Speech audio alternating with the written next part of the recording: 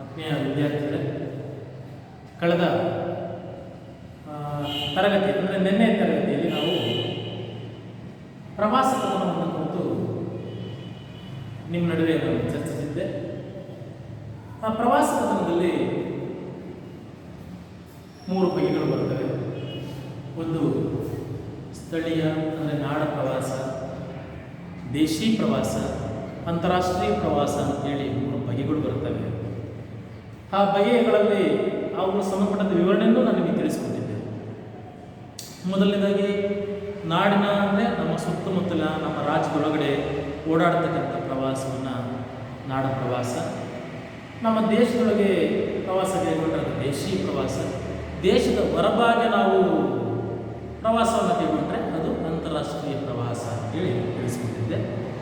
ಜೊತೆಗೆ ನಮ್ಮ ಜ್ಞಾನಪೀಠ ಪ್ರಶಸ್ತಿ ವಿಜೇತರಾದಂತಹ ನಮ್ಮ ಅಚ್ಚುಮೆಚ್ಚಿನ ದಕ್ಷಿಣ ಕನ್ನಡ ಭಾಗದ ಯಕ್ಷಗಾನ ಕಲಾವಿದರು ಹಾಗೂ ಯಕ್ಷಗಾನ ಕಲೆಯ ಮಾರ್ಗದರ್ಶಕರು, ನಿರ್ದೇಶಕರೂ ಆದಂತಹ ಕೋಟಾ ಶಿವರಾಮ್ ಕಾರಂತರ ಪರಿಚಯವನ್ನು ನಿಮಗೆ ತಿಳಿಸಿಕೊಟ್ಟಿದ್ದೆ ಮಕ್ಕಳೇ. ನೆನಪಿದೆಯೇ? 1902ರ ಕೋಟಾ ಬಳಿ ಅಂದರೆ ಉಡುಪಿ ಜಿಲ್ಲೆಯ ಕೋಟಾ ಬಳಿ ಜನಿಸಿದರು. ಅವರ ಮೈಮನಗಳ ಸುಳಿಯಲ್ಲಿ ಅಂತಕ್ಕಂಥ ಕೃತಿಗೆ ಪಂಪ ಪ್ರಶಸ್ತಿ, ಮೂಕಜ್ಜಿಯ ಕನಸಿಗೆ ಜ್ಞಾನಪೀಠ ಪ್ರಶಸ್ತಿ ಹಾಗೂ ಯಕ್ಷಗಾನ ಬಯಲಾಟ ಮತ್ತು ಜನಪದ ಸಾಹಿತ್ಯ ಕೃತಿಗೆ ಕೇಂದ್ರ ಸಾಹಿತ್ಯ ಅಕಾಡೆಮಿ ಪ್ರಶಸ್ತಿ ಲಭಿಸಿತ್ತು. ಜೊತೆಗೆ ಒಂದು 4 ಕಾದಂಬರಿಗಳನ್ನು ಹೇಳಿದ್ದೆ. ಆ 4 ಕಾದಂಬರಿಗಳಲ್ಲಿ 2 ಕಾದಂಬರಿಗಳು ಚಲನಚಿತ್ರಗಳಾಗಿವೆ. ಯಾವ್ಯಾವೋ? ಶೋಭನದುಡಿ ಮತ್ತು ಬೆಟ್ಟದ ಜೀವ. ಅದರಲ್ಲೂ ಬೆಟ್ಟದ ಜೀವವನ್ನು ಯೂಟ್ಯೂಬ್ನಲ್ಲಿ ನೀವು ನೋಡಿ ಅಂತ ಹೇಳಿದ್ದೆ. ಸುಮಾರು 1 ಕಾಲು ಗಂಟೆ ಇರ್ತಕ್ಕಂಥ ಚಲನಚಿತ್ರ. ಹಿರಿಯ ನಟ ದತ್ತಣ್ಣನವರು ಅಭಿನಯಿಸಿರ್ತಕ್ಕಂತಹ ಚಿತ್ರ. ಪ್ರಕೃತಿಯ ಮಡಿಲಲ್ಲಿ ಮಲೆನಾಡಿನ ಆ ಭಾಗದಲ್ಲಿ, ಕರಾವಳಿಯ ಭಾಗದಲ್ಲಿ ಆ ಅಡಕೆ, ಆ ಭತ್ತ, ಬಾಳೆ, ಆ ತಬ್ಬು, ದಿನ್ನೆಗಳು, ಆ ಹರಿತಕ್ಕಂಥ ಹೊಳೆ, ಇವುಗಳ ಚಿತ್ರಣ ಅದ್ಭುತವಾಗಿ ಮೂಡಿ ಬಂದಿದೆ. ಆ ಚಲನಚಿತ್ರವನ್ನು ಒಮ್ಮೆ ನೋಡಿ ಅಂತ ನಾನು ಹೇಳಿದ್ದೆ.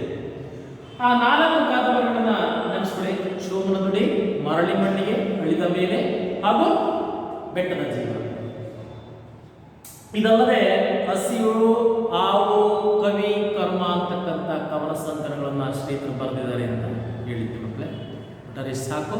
ಅವರ ಅತಿ ಮುಖ್ಯವಾದಂಥ ಪ್ರವಾಸ ಕಥನ ಅಗುವಿನಿಂದ ಬರಾಮಕ್ಕೆ, ಅಗುವಿನಿಂದ ಬರಾಮಕ್ಕೆ ಎಂಬ ಪ್ರವಾಸ ಕಥನದಿಂದ ಆರಿಸಿದಂತಹ ಗದ್ದಿ ಭಾಗವೇ ಬೆಡಗಿನ ತಾಣ ಜಯಪುರ.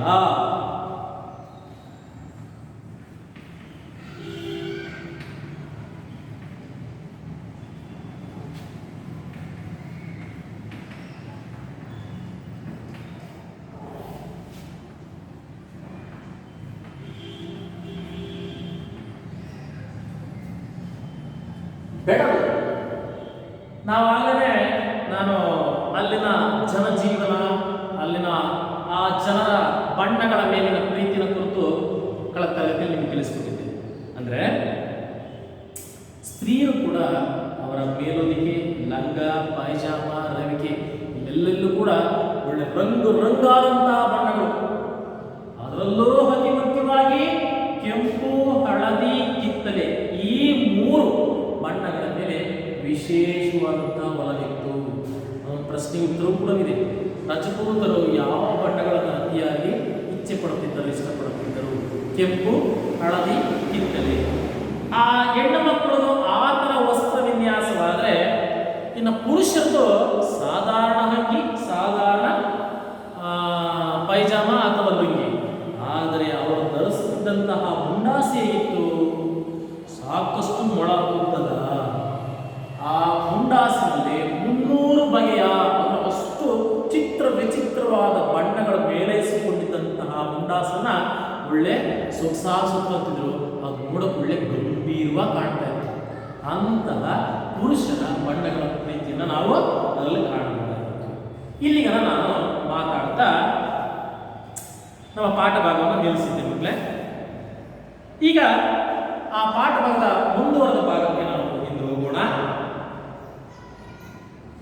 ಈಗಾಗಲೇ ಲೇಖಕರ ಸ್ನೇಹಿತರಾಗಿರ್ತಕ್ಕಂಥ ಶ್ರೀಪತಿ ಹಾಗೂ ಇವರ ಒಂದು ಇನ್ನೊಬ್ಬ ಗೆಳೆಯ ಅಲ್ಲಿದ್ದಂಥವ್ರು, ಅವರು ಕೂಡ 3 ಜೊತೆಯಾಗಿ ಈಗ ಎಲ್ಲಿಂದ ಹೊರಟಿದ್ದಾರೆ?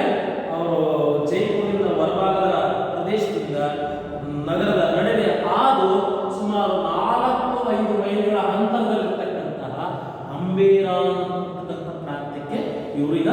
ಟಾಂಗಾದಲ್ಲಿ ಹೊರಟಿದ್ದಾರೆ.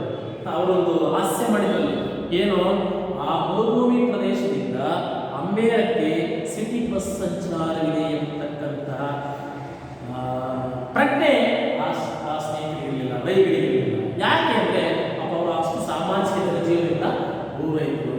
ಹಾಗಾಗಿ ಮೂರು ಜನರು ಕೂಡ ರೈಗಳು, ಶ್ರೀಪತಿ ಹಾಗೂ ಶಿವರಾಮ ಮೂವರು ಕೂಡ ಟಾಂಗಾದಲ್ಲೇ ಈ ಜೈಪುರವನ್ನು ದಾಟಿ ಇಲ್ಲಿ ಹೊರಟರು, ಅಂಬೇರಕ್ಕೆ ಹೊರಟರು. ಈ ಅಂಬೇರ ಅನ್ನೋ ವಿಶೇಷತೆ ಏನು ಸರ್? ನಾನು ಆಗಲೇ ತರಗತಿ ತಿಳಿಸ್ಕೊಟ್ಟಿದ್ದೇನೆ ನಿಮ್ಮ ಮಕ್ಕಳೇ. ಅಂಬೇರ ಅಂತಕ್ಕಂಥದ್ದು ಜಯಪುರದ ಪ್ರಾಚೀನ ಕಾಲದ ರಾಜಧಾನಿ. ಈಗ ರಾಜಸ್ಥಾನದ ರಾಜಧಾನಿ ಜೈಪುರ, ಆದರೆ ಪ್ರಾಚೀನ ಕಾಲದ ಜೈಪುರವೇ ಒಂದು ಪ್ರಾಂತ್ಯವಾಗಿತ್ತು, ಒಂದು ರಾಜ್ಯವಾಗಿತ್ತು. ಅದರ ರಾಜಧಾನಿಯಾಗಿ ಅಂಬೇರ ಇತ್ತು. ಅಂಬೇರ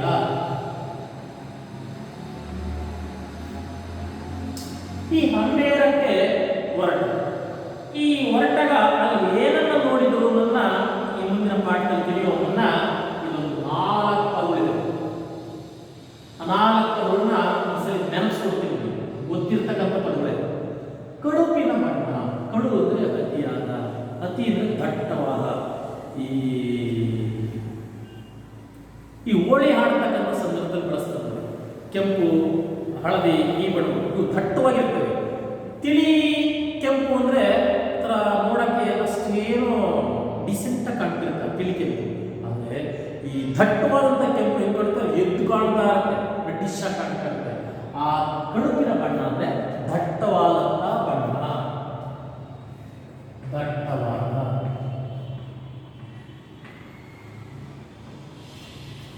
ನವರಂಗ. ನವರಂಗ ಅಂದರೆ ಈ ದೇವಸ್ಥಾನಗಳಲ್ಲಿ ಗರ್ಭಗುಡಿಗಿನ್ನ ಹೋಗುವ ಮುನ್ನ ಒಂದು ಪ್ರಾಂಗಣ ಇರುತ್ತೆ. ಆ ಪ್ರಾಂಗಣವನ್ನು ನವರಂಗ ಅಂತ ಕರೀತಾರೆ.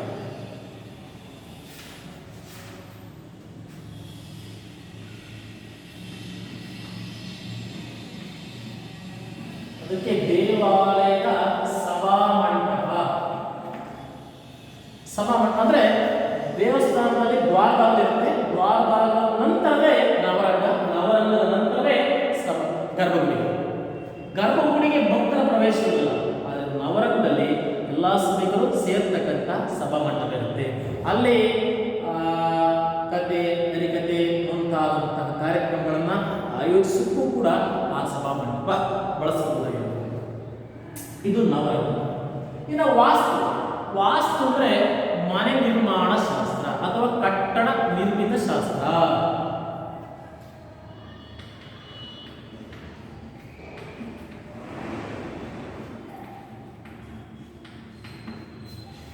ಇದನ್ನು ನಾವೇನು ಕರಿತೀವಿ?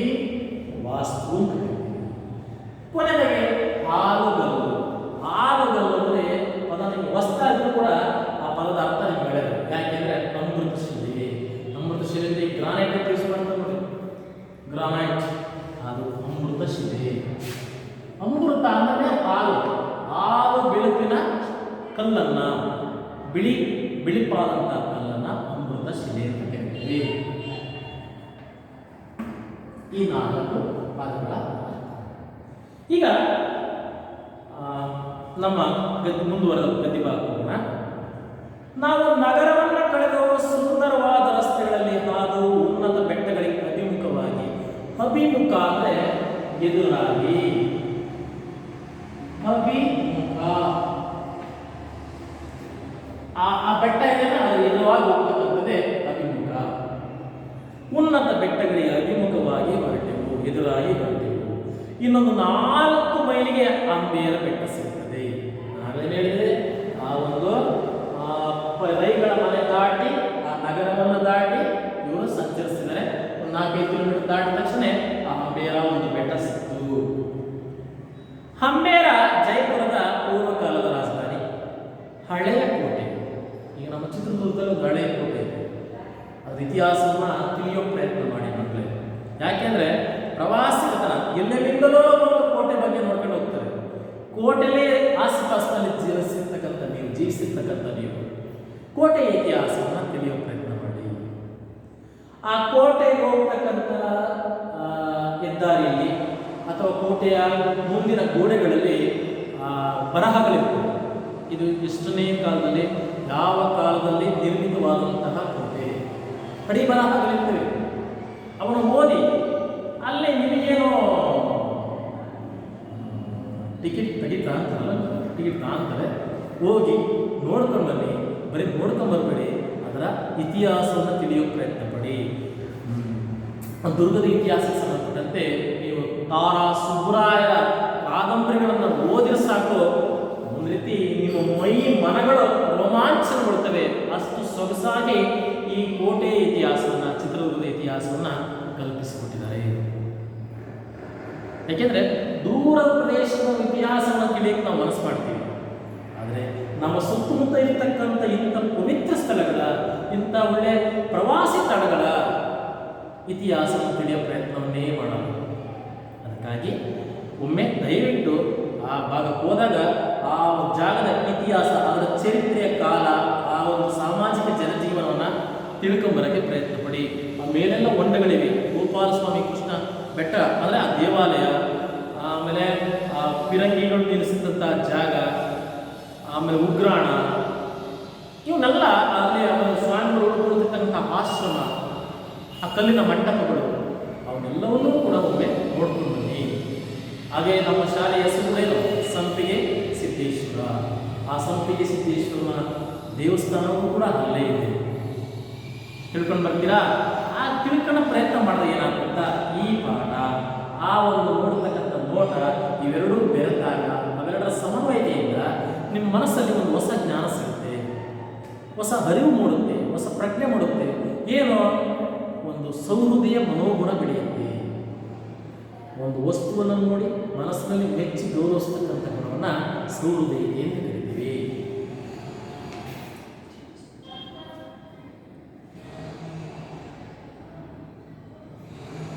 ಹಳೆಯ ಕೋಟೆ ಅರಮನೆಗಳೆಲ್ಲ ಅಲ್ಲಿವೆ. ಸಂಜೆ ಮುಂಜಾನೆಗಳಲ್ಲಿ ಅಲ್ಲಿಯ ಗುಡ್ಡ, ಬೆಟ್ಟ ಹಾಗೂ ಕಣಿವೆಗಳು ಅಪೂರ್ವ ಮೋಹಕತೆಯನ್ನು ಕಾಣುತ್ತವೆ. ಅಂದರೆ ನಿಮ್ಮ ಬಾದಾಮಿಗೆ ಹೋಗಿ ಮಕ್ಕಳೇ, ಬಾದಾಮಿ ಇದೇ ಥರ ನಾವು ಶಿಲೆಯ ಬದಲಾವಣೆಯನ್ನು ಕಾಣಬಹುದು. ಆ ಸಂಜೆಯ ಬಿಸಿಲಿಗೆ ಆ ಮೈ ಬಣ್ಣವೇ ಬದಲಾಗುತ್ತೆ. ಹಾಗೆ ಈ ಹಂಬೇರ ಬೆಟ್ಟದ ಹೊರ ನೋಟ ಈ ಸಂಜೆ ಬಿಸಿಲಿಗೆ ಒಂದು ಹೊಸ ಮೋಹಕತೆಯನ್ನು ಪಡ್ಕೊಂಡಿತ್ತು. ಹಿಂದೆ ನಾನು ಅಲ್ಲಿಗೆ ಹೋದಾಗ ಜನವಸತಿ ಇದ್ದಿರಲಿಲ್ಲ, ಅಲ್ಲಿ ಜನಪ್ರದೇಶ ಇರಲಿಲ್ಲ, ಅಲ್ಲಿ ಜನವಸತಿಲ್ಲ. ಹಲವಾರು ಪ್ರಾಚೀನ ಗುಡಿ ಗೋಪುರಗಳು ಗೂಬೆಯ ಮನೆಗಳಾಗಿದ್ದವು. ಅಂದರೆ ಯಾರು ಜನಗಳೇ ಅಲ್ಲಿ ಏನಾಯಿತು, ಸಹಜವಾಗಿ ಪ್ರಾಣಿ ಪಕ್ಷಿಗಳು ಬಂದು ಸೇರ್ಕೊಳ್ಳೋದು ಸಹಜ. ನೂರಾರು ಸಿಂಧಿ ಕುಟುಂಬಗಳು ಅಲ್ಲಿ ಮನೆ ಮಾಡಿಕೊಂಡಿವೆ. ಈಗೇನಾಗಿದೆ, ಹಂಬೇರ ಅರಮನೆಯ ಸುತ್ತಮುತ್ತ ನೂರಾರು ಸಿಂಧಿ ಅಂತಕ್ಕಂಥ ಒಂದು ಜನಾಂಗ, ಆ ಜನಾಂಗದ ಕುಟುಂಬಗಳು ಅಲ್ಲಿ ವಾಸವಾಗಿವೆ. ಹಂಬೇರ ಬುಡದಲ್ಲಿ ಒಂದು ಪುಟ್ಟ ಕೆರೆ, ಅಂದರೆ ಹಂಬೇರ ಬೆಟ್ಟದ ಒಂದು ಕೆಳಭಾಗದಲ್ಲಿ ಒಂದು ಪುಟ್ಟ ಕೆರೆ, ಅದು ತುಂಬ ಸೊಗಸಾಗಿ ಕಾಣ್ತಿರ್ತದೆ. ಕೆರೆಯ ನೋಟ ಸುಂದರವಾದ ನೋಟ. ಸುತ್ತಲಿನ ಮರಗಳಲ್ಲಿ ಎಳೆ ಹಸಿರು ತಳಿರು ಚಿಗುರಿದ್ದು ಮರಗಳು ಹಚ್ಚಗೆ ಕಾಣಿಸುತ್ತಿದ್ದವು. ಅಂದರೆ ಕೆರೆ ನೀರಿತ್ತಲ್ವಾ, ಹಾಗಾಗಿ ಸುತ್ತಮುತ್ತಲಿರ್ತಕ್ಕಂಥ ಗಿಡ ಮರಗಳೆಲ್ಲ ಕಾಣ್ತಿದ್ದು ಹಚ್ಚ ಹಸಿರಾಗಿ ಕಾಣ್ತಿದ್ವು.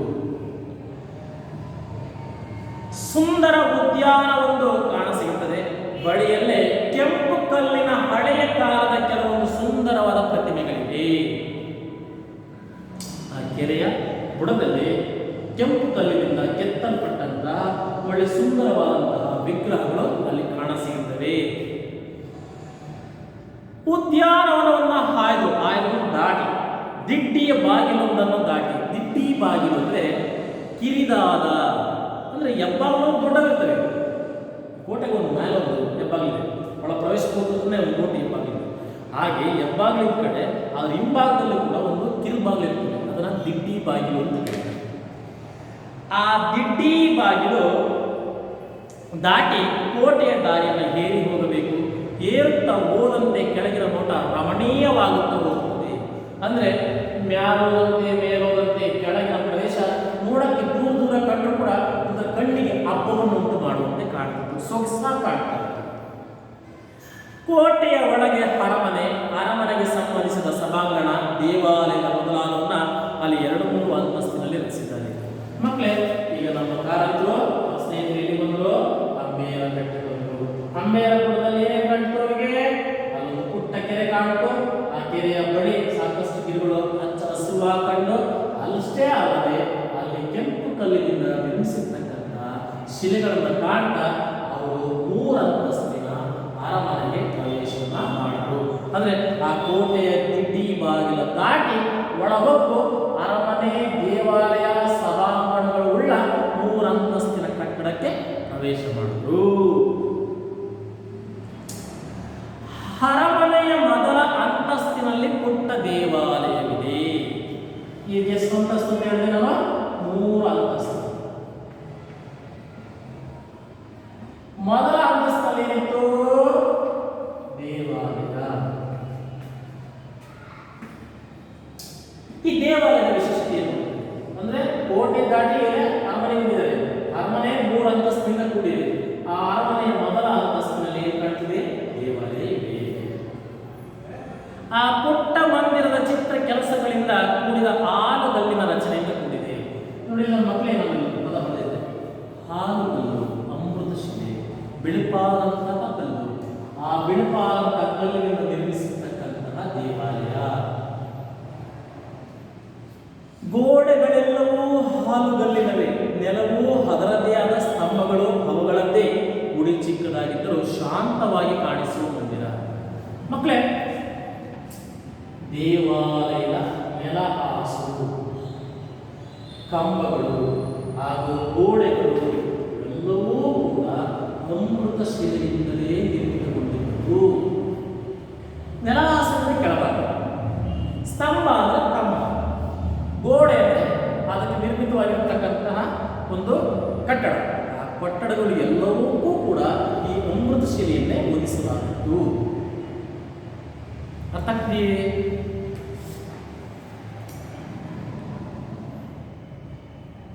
ಇನ್ನ ಗುಡಿ ಚಿಕ್ಕದಾಗಿದ್ದರೂ ಶಾಂತಿ.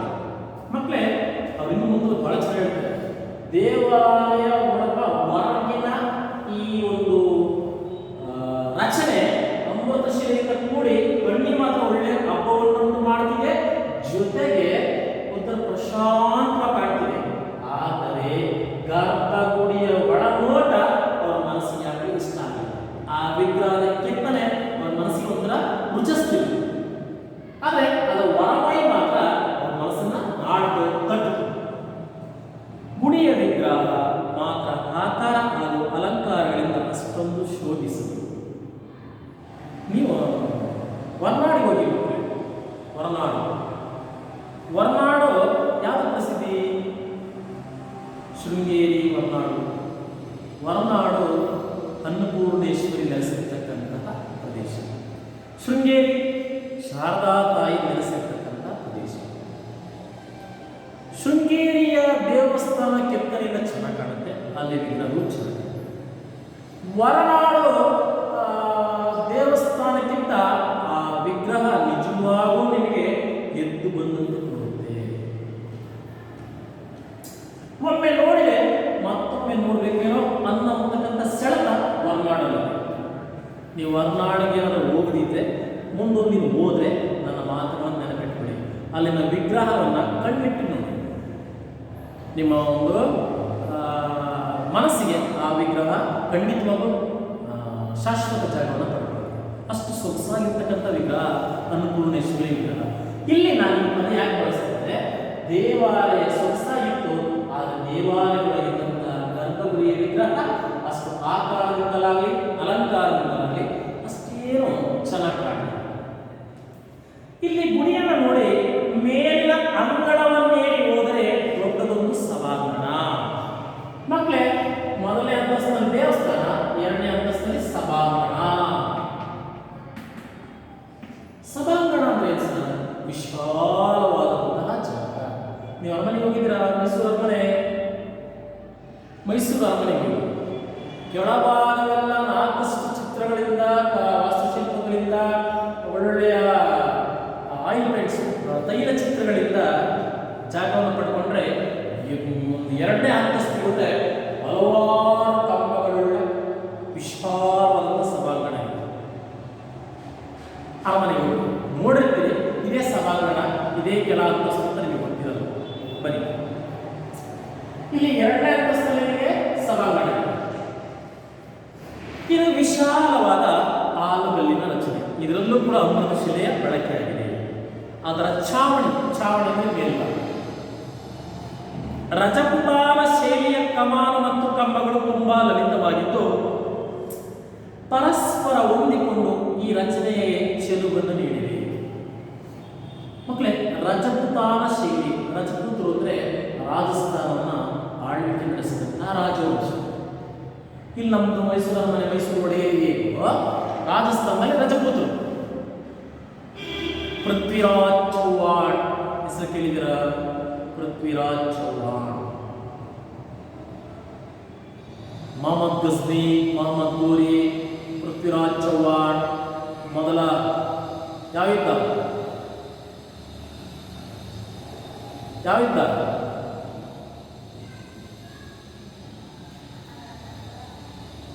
ನೋಡಿ, ಒಂದನೇ ಯುದ್ಧ ಹಾಗೂ ಎರಡನೇ ಯುದ್ಧ. ಮೊದಲ ಯುದ್ಧದಲ್ಲಿ ರಾಜಪೂತರ ಪೃಥ್ವಿರಾಜ್ ಚೌಹಾಣ್ ಗೆಲ್ತಾನೆ. ಆದರೆ ಎರಡನೇ ಯುದ್ಧದಲ್ಲಿ ಅದೇ ಗೋರಿಯಿಂದ ಅವನು ಹತನಾಗ್ತಾನೆ. ಆ ಎರಡು ಯುದ್ಧಗಳನ್ನ ನಿಮ್ಮ ಇತಿಹಾಸ ಪಠ್ಯಪುಸ್ತಕದಲ್ಲಿ ಹುಡುಕಿ ಬನ್ನಿ ಮಕ್ಕಳೇ. ಆ ರಜಪುತಾನ ಶೈಲಿ, ಈ ರಜಪುತಾನ ಶೈಲಿ ಸಹ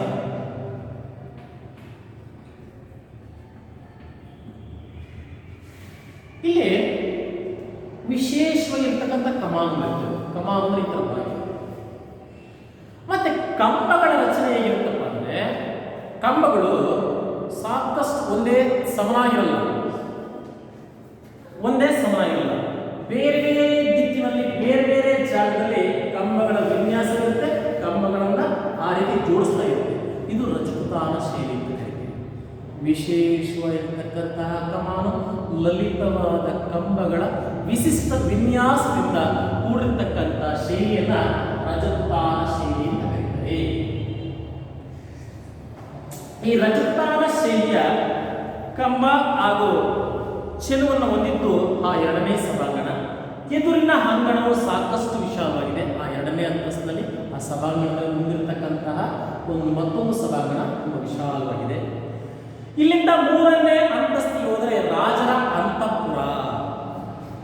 ನೆಕ್ಸ್ಟ್ ಮೇಲಂತಸ್ತಿಗೆ ಹೋದರೆ ಈ ಅಂತಸ್ತಿನಲ್ಲಿ ಅಂತಃಪುರವನ್ನ ಕಾಣಬಹುದು. ಅಂತಃಪುರ ಅಂದ್ರೆ ರಾಜ ರಾಣಿಯರು ವಾಸ ಮಾಡುತ್ತಿದ್ದಂತಹ ಜಾಗ. ಇಲ್ಲಿನ ಕೆಲವು ಭಾಗಗಳಲ್ಲಿ ಚಂದ್ರಕಾಂತ ಶಿಲೆಯ ಸುಂದರ ಮಂಟಪಗಳಿವೆ. ನೋಡಿದಂತ ತಿಳ್ಕೊಳ್ಳಿ, ಚಂದ್ರಕಾಂತ. ಈಗ ಹುಣ್ಣಿಮೆ ದಿನ ಸಾಗರ ಕೆರಳುತ್ತದೆ. ಎತ್ತರವಾಗಿರ್ತಕ್ಕಂಥ ಅಲೆಗಳು ಬರ್ತವೆ ಇಲ್ಲಿ ಸಾಗರ, ಚಂದ್ರನ ಬೆಳಕು.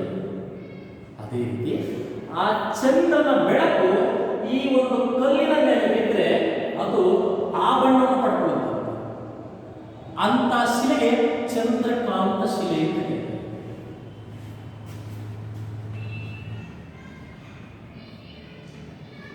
ಚಂದ್ರಕಾಂತ ಶಿಲೆ ನಮ್ಮೂರಿನಲ್ಲಿ ಕಟ್ಟಡವನ್ನು ಕಟ್ಟಿಸಿದ್ದಾರೆ.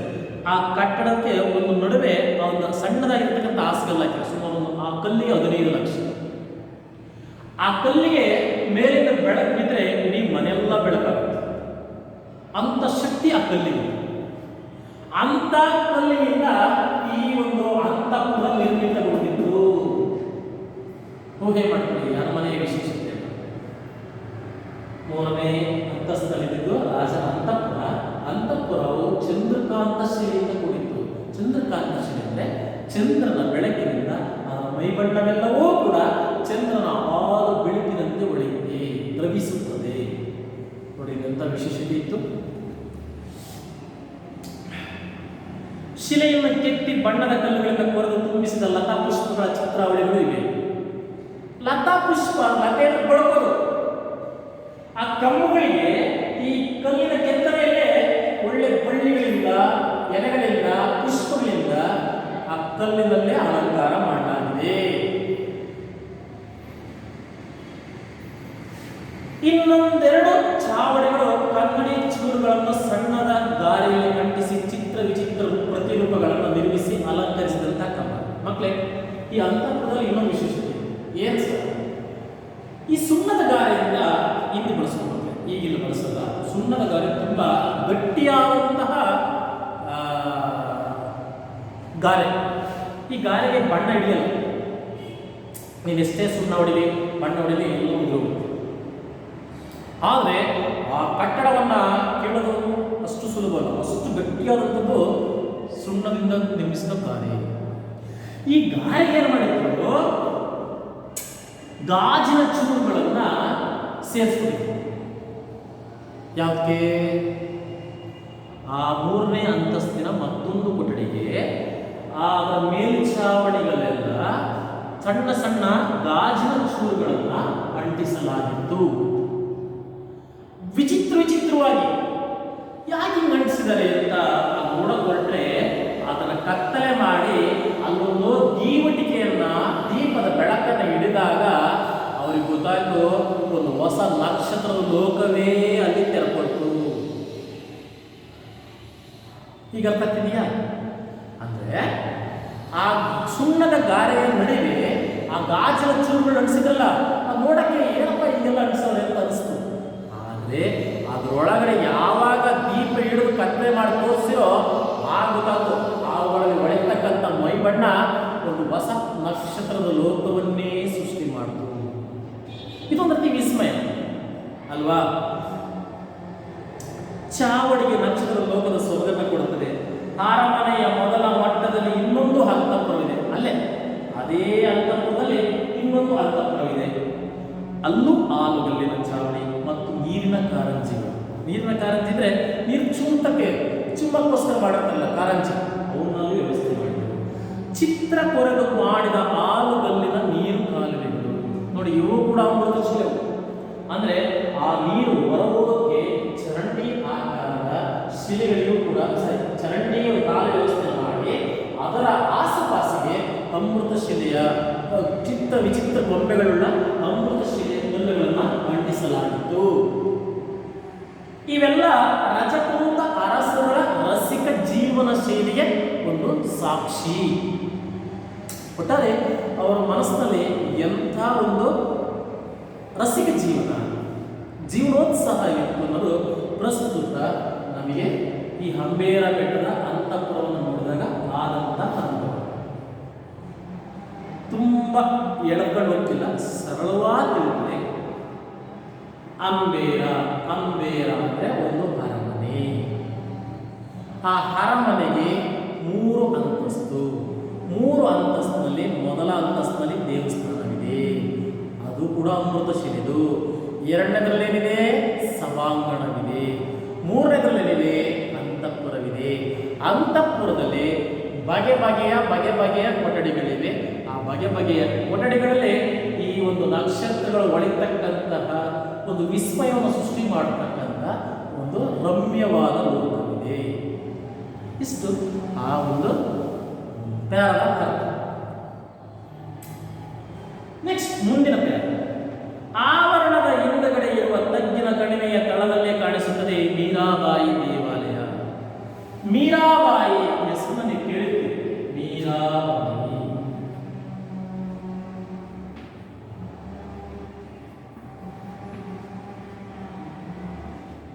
ಮೀರಾಬಾಯಿ ಭಕ್ತಿ ಪಂಥ ಚಳವಳಿಯ ಒಬ್ಬ ಸಾಧಕಿ. ಮೀರಾಬಾಯಿ ತನ್ನ ಭಕ್ತಿ ಗೀತೆಯಿಂದಲೇ ಆಕೆ ಇವತ್ತೂ ಕೂಡ ಸಾಹಿತ್ಯ ಪುಟಗಳಲ್ಲಿ ಚಿರಸ್ಥಾಯಿ ಆಗಿ ಉಳಿದಿದ್ದಾಳೆ ಮೀರಾಬಾಯಿ. ಆ ಮೀರಾಬಾಯಿ ದೇವಾಲಯ ಅಲ್ಲೇ ಇದೆ, ಆ ಕೋಟೆ ಆವರಣದಲ್ಲಿ. ಆಕೆ ಗಿರಿಧರ ನಾಗರನ್ನು ಪೂಜಿಸಿದ ಸ್ಥಳ. ಆಕೆ ಒಂದು ಆರಾಧ್ಯ ದೈವ ಗಿರಿಧರ ನಾಗರ. ಈ ಗಿರಿಧರ ನಾಗರನ್ನ ಪೂಜಿಸಿದಂತಹ ಸ್ಥಳ ಅಲ್ಲೇ ಆ ಕೋಟೆ ಆವರಣದಲ್ಲಿ ಇದೆ. ಕೆಳಗಿಳಿದು ಹೋಗಿ ಗುಡಿಯನ್ನು ನೋಡಿದರೆ ಅದರ ಸೊಬಗು ಚೆನ್ನಾಗಿ ಕಾಣುತ್ತದೆ. ನಕ್ಷತ್ರಾಕೃತಿಯನ್ನು ತುಂಬಿಕೊಂಡ ಗರ್ಭಗೃಹ, ನವರಂಗಗಳಿವೆ. ನವರಂಗ, ನೀವು ದೇವಸ್ಥಾನಗಳಿಗೆ ಹೋದಾಗ ಬರೀ ದೇವರನ್ನಷ್ಟೇ ನೋಡ್ಕೊಂಡ್ತೀವಿ. ದೇವಸ್ಥಾನಗಳಿಗೆ ಹೋದ್ಮೇಲೆ ಆ ಕಂಬಗಳನ್ನು ಅಷ್ಟೇ ನೋಡಿ, ಒಂದು ಕಂಬ ಇದ್ದಂಗೆ ಇನ್ನೊಂದು ಕಂಬ ಇರಲ್ಲ. ಅಷ್ಟೇ ಅಲ್ಲದೆ ಸುಮ್ಮನೆ ತಲೆ ಎತ್ತಿ ನೋಡಿ, ಅಲ್ಲಿ ವಿಶೇಷವಾಗಿರುವಂತಹ ನಕ್ಷತ್ರಾಕಾರದ ಮೇಲ್ಛಾವಣಿ ಇರುತ್ತೆ. ಆ ಸಭಾಂಗಣ ಕೂಡ ಒಳ್ಳೆ ನವರಂಗದಿಂದ ಕೂಡಿರುತ್ತೆ. ಆ ಒಂದು ಎಷ್ಟು ಕಷ್ಟಪಟ್ಟು, ಯಾವ JCB ಇಲ್ಲದೆ, ಯಾವುದೇ ಒಂದು ಯಂತ್ರೋಪಕರಣಗಳಿಲ್ಲದೆ, ಬರೀ ಶಕ್ತಿಯಿಂದ ಪುರುಷರಿಂದ ಅಂದರೆ ಪುರುಷ ಮಹಿಳೆಯರೆಲ್ಲ ಸೇರಿಕೊಂಡು ಕೈ ಶಕ್ತಿಯಿಂದಲೇ ಅವಳನ್ನು ಕೆತ್ತಿ ನಿಲ್ಲಿಸಿದಂತಹ ಆ ದೇವಸ್ಥಾನಗಳು ಇವತ್ತು ಕೂಡ ಗಟ್ಟಿಮುಟ್ಟಾಗಿದೆ. ಆ ಕಿತ್ತಿರ್ತಕ್ಕಂಥ ಕೆತ್ತನೆ ಕೂಡ ಅತಿ ಸೂಕ್ಷ್ಮವಾಗಿದೆ. ಇದಕ್ಕೆ ಎಷ್ಟು ಶ್ರಮ ಪಟ್ರಪ್ಪ, ಎಷ್ಟು ಕಾಲ ತೆಗೆದುಕೊಂಡು, ಎಷ್ಟು ವರ್ಷಗಳು ಇಷ್ಟು ಕಷ್ಟದಿಂದ ಮಾಡಿದ್ದಾರೆ ಅನ್ನೋದನ್ನು ಸ್ವಲ್ಪ ಯೋಚನೆ ಮಾಡಿ. ದಯವಿಟ್ಟು ಯಾವತ್ತೂ ಆಗಲಿ ಸೌಂದರ್ಯವನ್ನು ಕಳಿಬೇಡಿ. ಅದನ್ನು ಕಲ್ಲಲ್ಲಿ ಕೆತ್ತೋದು, ಅದನ್ನು ನಾಶಪಡಿಸೋದು ಅದನ್ನು ಯಾವತ್ತೂ ಮಾಡಬಾರ್ದು. ನಿಮ್ಮಲ್ಲಿ ಒಂದು ಸೌಹೃದಯತೆ ಇರಲಿ, ಅದನ್ನು ನೋಡಿ ಮೆಚ್ಚಬೇಕು, ಗೌರವಿಸಬೇಕು, ಜೊತೆ ರಕ್ಷಿಸಬೇಕು. ಆ ಮನೋಭಾವ ಯಾವತ್ತು ಬೆಳೆಯುತ್ತೋ ಅವತ್ತು ನಾವು ಒಳ್ಳೆಯ ವ್ಯಕ್ತಿಗಳಾಗ್ತೇವೆ. ಬನ್ನಿ, ಗುಡಿಯ ಸುಂದರ ಆವರಣವನ್ನು ನೋಡಿ ಈಕೆ ನಮ್ಮ ಟಾಂಗ ನಿಲ್ಲಿಸಿದಲ್ಲಿಗೆ ಮರಳಿ ಬಂದರು. ಸರಿ ಮಕ್ಕಳು, ಈಗೇನಾಯ್ತು? ಅವರ ಒಂದು ಕೋಟೆ ದರ್ಶನವೂ ಮುಗಿತು, ನಂಬೇರ ಮುಗಿತು, ಮೀರಾಬಾಯಿ ದರ್ಶನವೂ ಆಯಿತು. ಈಗ ಕೋಟೆ ಹೇಳಿದ್ರು ಕೆಳಗೆ ಬಂದರು. ನಮ್ಮ ಜೀವ ತುಂಬ ದಣಿದಿತ್ತು. ಪ್ರವಾಸಕ್ಕೆ ಹೋದರೆ ಮಕ್ಕಳೇ, ನಿಮ್ಮನ್ನೇನಾದ್ರು ಶೈಕ್ಷಣಿಕ ಪ್ರವಾಸಕ್ಕೆ ನಾವು ಕರ್ಕೊಂಡು ನಿಮಗೆ ಕರ್ಕೊಂಡು ಹೋದ್ರೆ ನೋಡ್ರಪ್ಪ ಅಲ್ಲೆಲ್ಲ ನೋಡ್ಕೊಂಡು ಹೋದ್ರೆ ಅಂತ ಕಳಿಸಿದ್ರೆ ನೀವೇನು ಮಾಡ್ತಿರ್ತೀರಿ? ಎಲ್ಲಿ ಐಸ್ ಕ್ರೀಮ್ ಸಿಗುತ್ತೆ, ಎಲ್ಲಿ ಏನು ತಿನ್ನಕ್ಕೆ ಸಿಗುತ್ತೆ, ಎಲ್ಲಿ ಪಾನಿಪುರಿ ಸಿಗುತ್ತೆ, ಎಲ್ಲಿ ಗೋಬಿ ಮಂಚೂರಿ ಸಿಗುತ್ತೆ, ಇದನ್ನು ಹುಡ್ಕೊಂಡು ಹೊಡೋಗ್ಬಿಡ್ತೀವಿ. ಹೋಗ್ತೀರ? ಹೋಗಲ್ಲ? ಹೋಗ್ತೀರ. ಅದು ತಪ್ಪಲ್ಲ. ಆಯಾ ಜಾಗದ ವಿಶೇಷತೆ ಏನು ಸಿಗುತ್ತೋ ಆಹಾರ ಹುಡ್ಕೊಂಡು ಹೋಗೋದು ಸಹಜ. ಅದೇ ರೀತಿ ಲೇಖಕರಿಗೂ ಆಯ್ತು. ಆ ಲೇಖಕರು ಅವನ್ನೆಲ್ಲ ನೋಡ್ಕೊಂಡು ಬರೋದಕ್ಕೆ ತುಂಬ ದಣಿವಾಗಿತ್ತು. ನಮ್ಮೆಲ್ಲರಿಗೂ ಬಾಯಾರಿಕೆ ಏರಿ ಹೋಗಿತ್ತು. ನಾವು ಬಂದವರೇ ಆದಿಯ ಮಗ್ಗಿಲಿನ ಒಂದು ಅಂಗಡಿಯ ಮುಂದೆ ಕುಳಿತು ಬಣ್ಣದ ಸೋಡಾ ಲೆಮನೇಟ್ ಕುಡಿದೆವು. ಅಂದರೆ ಶರ್ಬತ್, ಪಾನೀಯ. ಉಡುಗೆಯಲ್ಲಿ ಅಷ್ಟೆಲ್ಲ ಬಣ್ಣಗಳನ್ನು ತುಂಬಿಸಿ ತಿರುಗುವ ಅಲ್ಲಿಯ ಜನ ಮಾರುವ ಸೋಡಾ ಲೆಮನೇಟ್ಗಳು ಕಡುಬಿನ ರಂಗನ್ನು ಕೊಟ್ಟಿದ್ದಾರೆ. ರಜಪೂತ್ರದ್ದು ಏನಪ್ಪ ವಿಶೇಷತೆ ಇದ್ರೆ, ಅವ್ರು ಕುಡಿತಕ್ಕಂತಹ ಶರ್ಬತ್ತಿಗೂ ಡಿಫ್ರೆಂಟ್ ಬಣ್ಣ, ಯಾವುದೇ ಒಂಥರ ಬಣ್ಣಿಲ್ಲ. ನೀವು ಕೇಳಿ ಡಿಫ್ರೆಂಟ್ ಕಲರ್ ಬಣ್ಣ. ಕಾಮನ್ ಬಿಲ್ಲಿನಲ್ಲಿ ಹೆಂಗೆ ಹಲವಾರು ಬಣ್ಣಗಳಿರ್ತವೋ ಅವರ ಶರಬತ್ತುಗಳು ಕೂಡ, ಆ ಒಂದು ಸೋಡಾಗಳು ಕೂಡ ಅನೇಕ ಬಣ್ಣಗಳಿಂದ ಕೂಡಿದ್ದವು. ಅವನು ಕಂಡರೆ ಇದು ಶಾಯಿಯೋ ಪಾನೀಯವೋ? ಶಾಯಿ ಅಂದ್ರೇನು? ಇಂಗು. ನೋಡಕ್ಕೆ ಹಿಂಗೆ ಕಾಣ್ತವಲ್ಲ, ಇವೇನು ಇಂಕಿನ ಪುಡಿಯೋ ಅಥವಾ ಇಂಕಿನ ಒಂದು ದ್ರವವೋ ಅಥವಾ ಪಾನೀಯವೋ ಎಂಬ ಗೊಂದಲ ಉಂಟುವಾಯಿತು. ನಮ್ಮ ಪಾಲಿಗೆ ದೊರಕ ಕುಡಿಯಬಹುದಾದ ಪಾನೀಯ ಅದೊಂದೇ. ಇನ್ನು ಶರ್ಬತ್ ಬಿಟ್ಟು ನೀರು ಕುಡಿಯಕ್ಕೆ ಮನಸ್ಸು ಬರಲಿಲ್ಲ. ಹಾಗಾಗಿ ಅವನು ಕುಡಿದು ಅನಿವಾರ್ಯವಾಗಿ ಹೊರಟು. ಸರಿ, ಮನೆಗೆ ಹೊರಟೆವು. ಆಗ ಗೋಧೂಳಿಯ ಸಮಯ.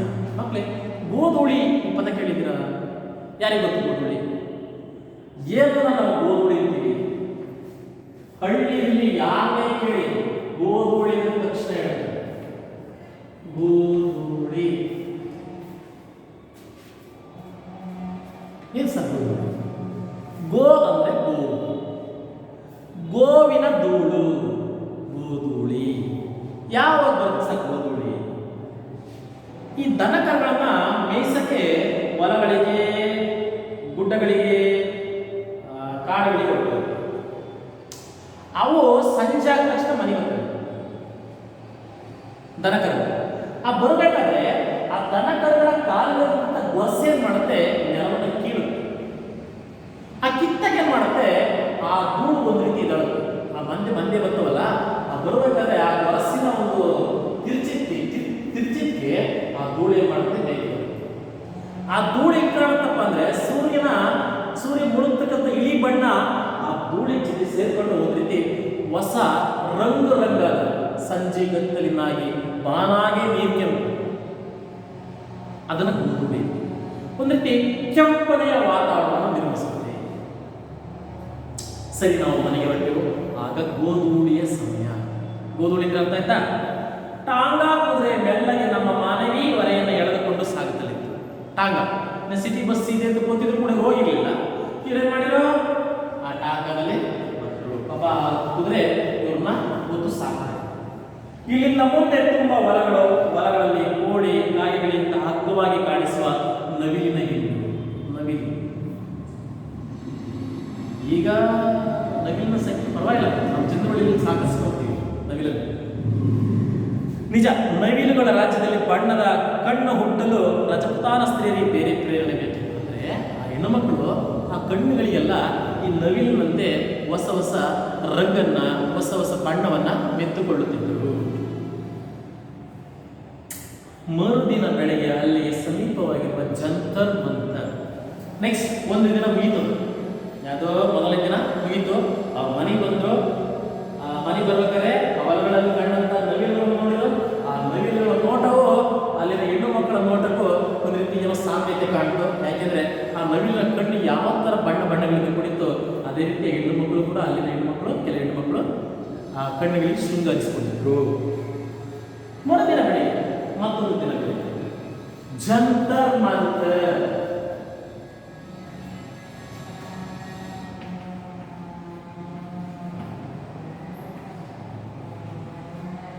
ಇದೊಂದು ವಿಜ್ಞಾನ ಪ್ರಯೋಗಾಲಯ ಅಥವಾ ಖಗೋಳ ವೀಕ್ಷಣಾಲಯ, ಜಂತರ್ ಮಂತರ್. ಮರುದಿನ ಬೆಳಗ್ಗೆ ಅಲ್ಲಿ ಸಮೀಪವಾಗಿರುವ ಜಂತರ್ ಮಂತರ್ ನೋಡಲು ಹೋದೆವು. ಜಂತರ್ ಮಂತ್ರ ಹಳೆಯ ಕಾಲದ ಖಗೋಳ ವಿಜ್ಞಾನದ ಪರಿಶೀಲನಾಲಯ. ಮಕ್ಕಳೇ, ದಯವಿಟ್ಟು ಈ ಖಗೋಳ ಅನ್ನೋ ಪದಾರ್ಥ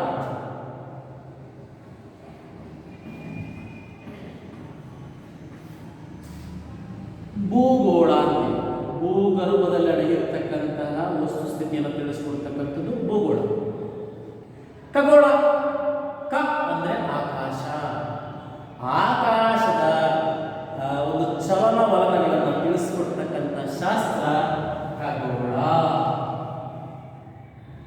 ಭೂಗೋಳ, ಖಗೋಳ ಪದಗಳನ್ನು ಸರಿ ಅರ್ಥ ಮಾಡ್ಕೊಳ್ಳಿ. ಭೂಗೋಳ ಅಂದ್ರೇನು? ಭೂಮಿ ಮೇಲಿನ ಚಲನವಲನಗಳನ್ನು ತಿಳಿಸ್ಕೊಡ್ತಕ್ಕಂಥ ಭೂಗೋಳ. ಖಗೋಳ ಅಂದ್ರೇನು? ಕ ಅಂದ್ರೆ ಆಕಾಶ. ಆಕಾಶದ ಚಲನವಲನ, ಸೂರ್ಯ ಚಂದ್ರನ ಚಲನವಲನವನ್ನ, ನಕ್ಷತ್ರ ಗ್ರಹಗಳ ಚಲನವಲನವನ್ನ ತಿಳಿಸಿಕೊಡ್ತಕ್ಕಂಥ ಶಾಸ್ತ್ರ ಖಗೋಳ. ಈ ಖಗೋಳ ಪರಿಶೀಲನಾಲಯವೇ ಜಂತರ್ ಮಂತರ್. ಈಗ ಆಕಾಶದ ಚಲನವಲನ ಸ್ಥಿತಿನ ತಿಳಿಸಿಕೊಡ್ತಕ್ಕಂತಹ ಒಂದು ಸಂಶೋಧನಾ ಅಥವಾ ಒಂದು ಪ್ರಯೋಗ ಅಥವಾ ಪರಿಶೀಲನಾಲಯಕ್ಕೆ ಜಂತರ್ ಮಂತರ್ ಅಂತ ಕರೀತಾರೆ.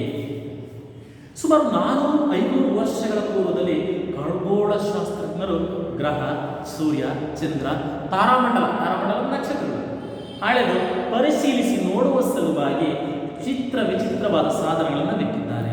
ಅಂದರೆ ಆ ಜಂತರ್ ಮಂತರ್ ಬಯಲಿನಲ್ಲಿದೆ. ಆ ಬಯಲಲ್ಲಿ ಒಂದು ವಿಚಿತ್ರವಾಗಿರ್ತಕ್ಕಂಥ ಸಾಧನಗಳನ್ನು ನಿಲ್ಲಿಸಿದ್ದಾರೆ. ಅದರೊಳಗೆ ಹೋದರೆ ಆ ಸಾಧನಗಳ ಮೇಲೆಲ್ಲ ಅಲ್ಲಿ ಬರಹ ಇದೆ. ಇದನ್ನ ಮೂಲಕ ನಾವು ಸೂರ್ಯನ ಒಂದು ಚಲನೆಯನ್ನ, ಚಂದ್ರನ ಚಲನೆಯನ್ನ, ನಕ್ಷತ್ರಗಳ ಒಂದು ಚಲನವಲನವನ್ನ ನಾವು ಆ ಜಂತರ್ ಮಂತರಲ್ಲೇ ತಿಳಿಯಬಹುದಾಗಿತ್ತು. ಇಂಥ 18 ವಿಧದ ಸಾಧನಗಳ ವಿಚಿತ್ರ ರಚನೆಗಳಿವೆ. ಗಳಿಗೆ ಅಂದ್ರೆ ಕಾಲ. ಎಷ್ಟೊತ್ತಾಯ್ತು, ಎಷ್ಟು ಗಳಿಗೆ ಆಯ್ತು ಅಂತೀವಿ. ಗಳಿಗೆ ಅಂದ್ರೆ ಕಾಲ.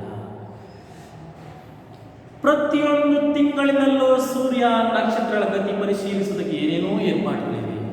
ಪ್ರತಿ ತಿಂಗಳಿಗೂ ಸೂರ್ಯ ಬದಲಾಗ್ತಾ ಇರ್ತಾನೆ, ಚಿತ್ರ ಬದಲಾಗ್ತಾ ಇರ್ತಾನೆ. ಅವುಗಳನ್ನು ತಿಳಿಸ್ಕೊಡ್ತಕ್ಕಂಥದ್ದೇ ಜಂತರ್ ಮಂತರ್. ಪ್ರತಿಯೊಂದು ಸಾಧನದ ಮೇಲೂ ಅವುಗಳ ಉಪಯೋಗ ಆಗ ಕಾಲವನ್ನು ಅಳೆಯುವ ರೀತಿಯ ಬದಲಾದವನ್ನು ನಮೂದಿಸಿದೆ.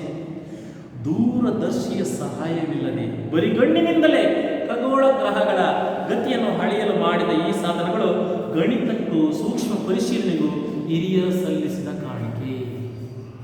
ಹುಡುಗಾಟಲ್ಲ. 400-500 ವರ್ಷದಿಂದ ಯಾವ ಬೈನಾಕ್ಯುಲರ್ ಇರಲಿಲ್ಲ. ಬರೀ ಕಣ್ಣಿನಲ್ಲೇ ಅದು ಯಾವ ಶಾಸ್ತ್ರವನ್ನ ಪಡ್ಕೊಂಡಿದ್ರು ಅದ್ರ ಮೂಲಕನೇ ಅವರೇನು ಮಾಡಿದ್ರು, ಅವುಗಳನ್ನ ಅಳಿತಕ್ಕಂತಹ ಕಲೆಯನ್ನ, ಆ ಜ್ಞಾನವನ್ನ ಸಂಪಾದಿಸಿದ್ರು. ಸೂರ್ಯ ನಡುಬಾನಿನಲ್ಲಿ ನಿಂತು ನಮ್ಮ ತಲೆಯನ್ನು ಕೊರೆಯುತ್ತಿದ್ದನಾದ್ದರಿಂದ, ಅದು ಬರವಣಿಗೆ ಕಾರದ್ದು. ಇವು ನೋಡ್ತಾ ಇದ್ದಾರೆ, ಅಗಲತ್ತೆ ನಿಂತು ನೋಡ್ತಾ ಇದ್ದಾರೆ. ಅಷ್ಟು ಪಿಸೂರು ಏನ್ ಮಾಡಿದ್ದಾರೆ, ಒಳ್ಳೆ ನಡುಬಾನಿ ಒಂದನೇ ನಡುಬಾನು, ಇದನ್ನ ಅಂಶಿ ಸಮಾಸ ಮಾಡೋದು. ಬಿಡಿಸಿದೆ ಬಾನಿನ ಪ್ಲಸ್ ನಡುಬಾನು, ಅಂಶಿ ಸಮಾಸ. ಆಕಾಶದ ಮಧ್ಯಭಾಗ, ನಡುವು ಮಧ್ಯ, ಬಾನಿನ ಪ್ಲಸ್ ನಡುಬಾನು. ಯಾವತ್ತು ಈ ಉಲ್ಟಾ ಬಿಡಿಸ್ಬೇಕು, ಅಂಶಿ ಸಮಾಸ. ನಡುಬಾನು, ಬಾನಿನ ಪ್ಲಸ್ ನಡುಬಾನು. ಇತರ ಸ್ಥಳಗಳನ್ನು ನೋಡುವ ಹಾಸ್ಯ ಮರೆತು ಮನೆಗೆ ಓಡಿ ಬಂದೆವು. ಒಟ್ಟಾರೆ ಎರಡನೇ ದಿನ ಏನಾಯ್ತು, ಜಂತರ್ ಅಂತ ನೋಡಿರು, ಅದರ ಬಗ್ಗೆ ಖುಷಿ ಆಯ್ತು. ಅದು ನೋಡಿ ಏನ್ ಮಾಡಿದ್ರು, ಸೂರ್ಯ ಬಹಳ ಸುತ್ತಿದ್ದ, ತಡ್ಕೊಳಕ್ ಆಗ್ತಿಲ್ಲ, ಇದನ್ನು ಮನೆ ಹೊರಟ್ರು. ಮಕ್ಕಳೇ, ಈ ಕೊನೆ ಪ್ಯಾರ ಬ್ಯೂಟಿಫುಲ್ ಆಗಿದೆ. ಯಾಕೆ ಬ್ಯೂಟಿಫುಲ್ ಆಗಿದೆ ಅಂದ್ರೆ, ವಾರಕ್ಕೂ ಹೇಳಿ ಕೇಳಿ ಜನಪದದಲ್ಲಿ ತುಂಬ ವಿಶೇಷವಾದಂಥ ಆಸಕ್ತಿ ಉಳ್ಳವರು. ಹಾಗಾಗಿ ಆ ರಜಪೂತರ ಅಥವಾ ರಾಜಸ್ಥಾನಿಯರ ಜಾನಪದದ ನೃತ್ಯವನ್ನ ತಿಳಿಬೇಕು ಅಂತ ಇವ್ರಿಗೆ ಬಯಕೆ ಆಗಿತ್ತು. ಆ ಬಯಕೆಯಾಗಿ ಅವ್ರ ಸ್ನೇಹಿತರನ್ನು ಆ ಅಪೇಕ್ಷೆಯನ್ನು ತಿಳಿಸಿದ್ರು. ಅಪೇಕ್ಷೆ ಅಂದರೆ ಬಯಕೆ ತಿಳಿಸ್ಕೊಟ್ಟಿದ್ರು. ಅದೇ ರೀತಿ ಅವರ ಸ್ನೇಹಿತರಾದಂತಹ ರೈ ಏನು ಮಾಡಿದ್ರು, ಅವರ ಸ್ನೇಹಿತರಾಗಿರ್ತಕ್ಕಂಥ ಗೋಪಿನಾಥ್ರವ್ರಿಗೆ ಹೇಳಿ ಅಲ್ಲೊಂದು ಗೋಪಿನಾಥ್ರವರ ಮನೆಯಲ್ಲೇ ಒಂದು ಜನಪದ ನೃತ್ಯದ ಒಂದು ಕಾರ್ಯಕ್ರಮ ಏರ್ಪಡಿಸಿದ್ರು. ಮಕ್ಕಳೇ ಸರ್ವತ್ರ ಕಡೆ ನಾನು ಬಾಯಲ್ಲಿ ಹೇಳ್ತಾ ಇವ್ರ ಆಯ್ಕೆ ಇವರು ಹೇಳಿ ಕೇಳಿ ನಾನು ಆಗ್ಲೇ ಹೇಳಿದೆ, ಇವರು ಜನಪದದಲ್ಲಿ, ಯಕ್ಷಗಾನದಲ್ಲಿ, ಬಯಲಾಟದಲ್ಲಿ ವಿಶೇಷವಾಗಿ ಹುಚ್ಚು ಅಂತ. ಇವ್ರು ಏನ್ ಮಾಡಿದ್ರು, ಅದೇ ಥರ ಅವ್ರು ಹೇಳಿದ್ರು, ನಾನು ಅಲ್ಲೇ ತಲೆ ನೋಡಬೇಕು ಅಂತ. ಅವ್ರೇನ್ ಮಾಡಿದ್ರು, ಅವ್ರ ಫ್ರೆಂಡ್ ಹೇಳಿದ್ರು.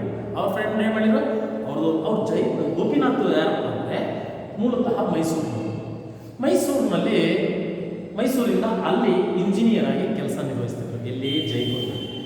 ಆ ಜೈಪುರದಲ್ಲಿ ಸ್ವತಃ ಮನೆಯನ್ನು ಕೂಡ ಹೊಂದಿದ್ರು. ಅವರೇನು ಮಾಡಿದ್ರು, ತಮ್ಮ ಮನೆಯ ಒಂದು ವಿಶಾಲವಾದ ಅಂಗಳದಲ್ಲಿ ಇದ್ದಂಥ ಒಂದು ಮೂಲೆ ಭಾಗದಲ್ಲಿ ಆ ನೃತ್ಯವನ್ನು ಆಯೋಜಿಸಿದರು. ಸುಮಾರು ಒಂದು ಇಬ್ಬರು ಯುವತಿಯರು ಏನು ಮಾಡಿದ್ರು, ಇನ್ನು ಪ್ರಾಯದ ಯುವತಿಯರು ಏನು ಮಾಡಿದ್ರು, ಬಣ್ಣ ಬಣ್ಣದ ಪೋಷಾಕನ್ನು ಧರಿಸಿಕೊಂಡು ನೃತ್ಯಕ್ಕೆ ಸಜ್ಜರಾದರು. ಇನ್ನು ಹಲವು ಯುವಕರು ಏನು ಮಾಡಿದ್ರು, ಡೋಳು ತವಟೆಗಳನ್ನು ಇಟ್ಕೊಂಡು ವಾದ್ಯವನ್ನು ನುಡಿಸೋಕ್ಕೆ ಸ್ಟಾರ್ಟ್ ಮಾಡಿದರು. ಸುಮಾರು 4-5 ಹುಡುಗರು ಅವರ ಜೊತೆ ಸೇರ್ಕೊಂಡು ಆ ಜಾನಪದ ನೃತ್ಯವನ್ನು ಪ್ರದರ್ಶನ ಮಾಡಿದರು. ಈ ಜಾನಪದ ಪ್ರದರ್ಶನ ಆಗಬೇಕಾದ್ರೆ ಅಲ್ಲಿ ಇದ್ದಂಥ ಪುರವಣಿಗರು ಅಂತ ಪದ ಬಳಸ್ತಾರೆ. ಪುರವಣಿಗರು ಅಂದರೆ ಆ ಒಂದು ಆದಿ ಬೀದಿಯಲ್ಲಿದ್ದಂಥ ಅಕ್ಕಪಕ್ಕದ ಮನೆಗಳಲ್ಲಿದ್ದಂತಹ ಜನರು ಕೂಡ ಆ ಜನಪದ ಕಲೆಯನ್ನು ನೋಡೋಕ್ಕೆ ಅಲ್ಲಿ ಸೇರಿಕೊಂಡರು. ಒಟ್ಟಾರೆಗೆ ನಮ್ಮ ಕಾರಂತರ ಅಪೇಕ್ಷೆಯಂತೆ ಆಯೋಜಿಸಿದಂತಹ ಜನಪದ ನೃತ್ಯ ಅಲ್ಲಿದ್ದಂಥವರೆಲ್ಲರನ್ನೂ ರಂಜಿಸಿತು. ಆ ರಂಜಿಸಿದ್ದಕ್ಕೆ ಕೃತಜ್ಞಾಪೂರ್ವಕವಾಗಿ ಗೋಪಿನಾಥರವರಿಗೆ ವಂದಿಸುತ್ತಾ ನಮ್ಮ ಕಾರಂತರೇ ಮಾಡಿರೋ ಅವರ ಆತಿಥ್ಯವನ್ನು ಸ್ವೀಕರಿಸಿ ತಮ್ಮ ಸ್ನೇಹಿತರ ಮನೆಗೆ ಬಂದು ತಂಗಿದ್ರು. ಇಷ್ಟ ಲಾಸ್ಟ್ ಏನಪ್ಪ ಅಂದರೆ, ಅಲ್ಲಿಗೆ ಜೈಪುರದ ಪ್ರವಾಸ ನಮ್ಮ ಕಾರಂತರದ್ದು ಮುಗೀತು. ಮುಂದೆ ಅವರೇನು ಮಾಡ್ರು, ಆ ಜೈಪುರದಿಂದ ದಿಲ್ಲಿ ನೋಡಬೇಕು ಅಂತೇಳಿ ಆ ರಾತ್ರಿಯ ಒಂದು ಟ್ರೈನಿಗೆ ಅವಸರದಲ್ಲಿ ಊಟ ಮಾಡಿ ಹೊರಟ್ರು. ಆ ಒಂದು ಆಯಾಸ ಆಗಿತ್ತು, ಆ ಟ್ರೈನ್ನಲ್ಲಿ ಮಲಕೊಂಡು ಬೆಳಗ್ಗೆ ಎದ್ದು ನೋಡ್ತಾರೆ. ಬೆಳಗ್ಗೆ ಎದ್ದ ತಕ್ಷಣ ದಿಲ್ಲಿ ಬಗ್ಗೆ ಇಳಿದಿತ್ತು. ಇಷ್ಟು ಈ ಒಂದು ಬೆಳಗಿನ ತಾಣ ಜೈಪುರದ ಒಂದು ಸಾರಾಂಶ, ಒಂದು ತಿರುಳು. ಇದಕ್ಕೆ ಸಂಬಂಧಪಟ್ಟಂತೆ 1-2 ಪ್ರಶ್ನೆಗಳನ್ನು ಮನಗೆಲಸುತ್ತಾಳೆ. ಏನು ಸರ್? ಮೀರಾಬಾಯಿ ದೇವಾಲಯದ ಸೌಂದರ್ಯವನ್ನು ವಿವರಿಸಿ. ಒಂದೇ ಪ್ರಶ್ನೆ, ಮೀರಾಬಾಯಿ ದೇವಾಲಯದ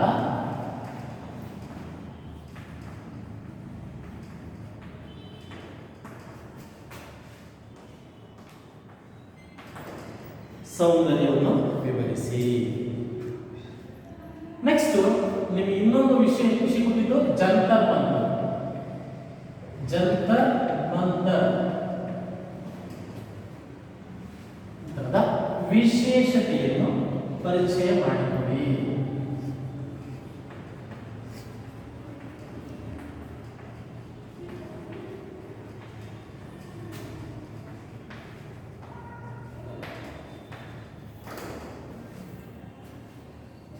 ಎರಡು ಪ್ರಶ್ನೆಗಳನ್ನ ಬರ್ಕಮನಿ, ಮೀರಾಬಾಯಿ ದೇವಸ್ಥಾನ, ಅಂಬೇರ ಕೋಟೆ ಒಳಗೆ ಇದ್ದಂತಹ ದೇವಸ್ಥಾನ, ಗಿರಿಧರ ನಾಗರ ಒಂದು ದೇವಸ್ಥಾನವನ್ನು ಕುರಿತು ನೀವು ಬರೀಬೇಕು.